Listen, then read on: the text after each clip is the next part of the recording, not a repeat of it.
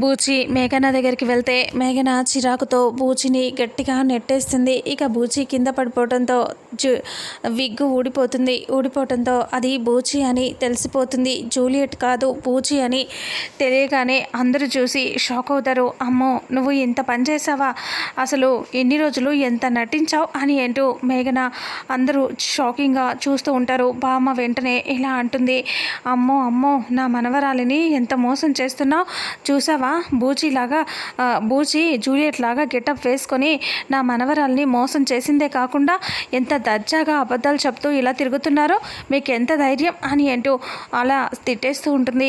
మేఘన కోపంగా మా నాన్నకి చెప్తే అసలు ఏం జరుగుతుందో తెలుసా కేదార్, నువ్వెందుకు నాటకం ఆడావు, నేనంటే ఇష్టం లేదా నీకు, ఈ బూచిని అడ్డు పెట్టుకొని ఇలా చేస్తావా అని అంటూ కోపంగా అరుస్తూ ఉంటే ఇంకా అప్పుడే బూచి అలా కింద పడిపోయి సైలెంట్గా కూర్చొని ఉంటాడు.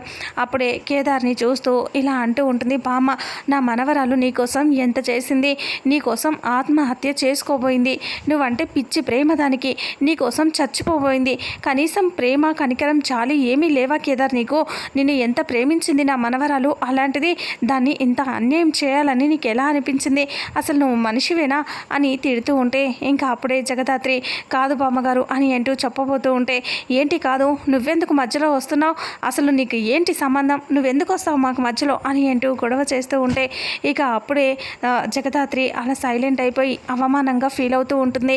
వెంటనే కేదార్ సీరియస్గా ఇలా అంటాడు, ఏంటి జగదాత్రిని అంటున్నారు అని అంటూ ఉంటే, మరి ఇంకెవరినన్నా నీ అబ్బాయి చేసిందంతా ఈ అమ్మాయే కదా చేసింది అని అంటూ బామ్మ అంటుంది.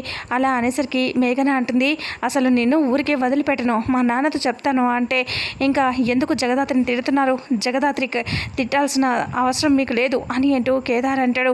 ఏంటి కేదార్, నువ్వు తన కోసం నన్ను తిడుతున్నావా అని అంటూ మేఘన అంటుంది. అవును, తన కోసమే మాట్లాడుతున్నాను, అయినా తన కోసమే నేను ఇదంతా చేస్తున్నాను అని అంటూ కేదార్ అంటాడు.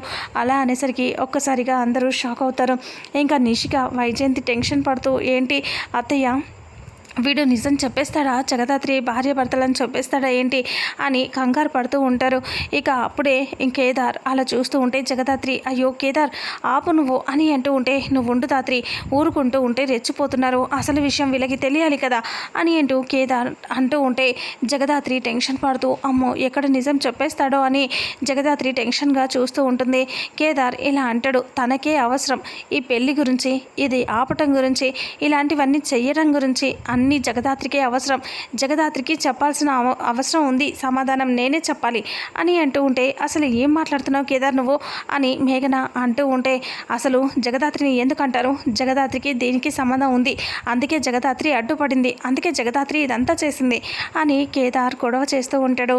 ఇంకా కేదార్ అసలు నిజం చెప్పేస్తాడా, జగదాత్రియే నా భార్య అని చెప్పేస్తాడా, లేదా జగదాత్రి మధ్యలో ఆపేసి ఇంకేదైనా ప్లాన్ చేస్తుందా, అసలు ఏం జరుగుతుంది అనేది రాబోయే నెక్స్ట్ ఫుల్ ఎపిసోడ్లో తెలుసుకుందాం. వీడియోని చూసిన ప్రతి ఒక్కరూ వీడియోని లైక్ చేయండి, అలాగే ఛానల్ని సబ్స్క్రైబ్ చేసుకోండి. Thank you so much.